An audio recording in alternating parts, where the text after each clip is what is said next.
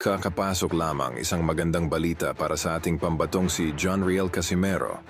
Dahil ngayong araw lamang ay official nang binuksan ng Saudi Arabian billionaire Turki Al-Sheikh ang lower division sa Middle East, particular sa super bantamweight division.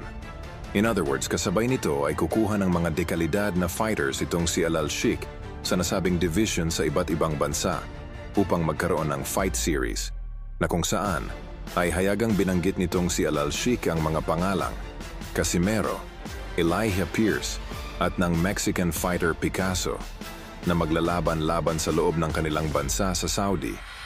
Kung maaalala, ay naunang nagkaroon ng fight series sa bansang Japan noong taong 2018 pa na kung saan ay nagkampiyon itong si Inoue sa nasabing torneo at nakuha nito ang Muhammad Ali Trophy sa finals nang tinalo nito via unanimous decision ang noong past prime na si The Flash Nonito Donaire. Sa madaling salita, ay asahan na natin na anumang oras ay magkakaroon ng exclusive fight contract itong si Casimero sa Saudi Arabia para sa nasabing fight series. At magsisilbing co-promoter sa lahat ng mga sasaling fighters sa nasabing torneo, ang multi-billionaire na si Al-Sheikh.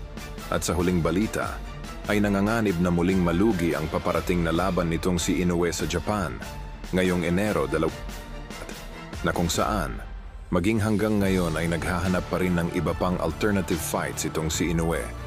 Sa kabila ng nauna nang tinanggap nito ang laban kontra sa isang Koreano bilang pamalit kay Sam Goodman.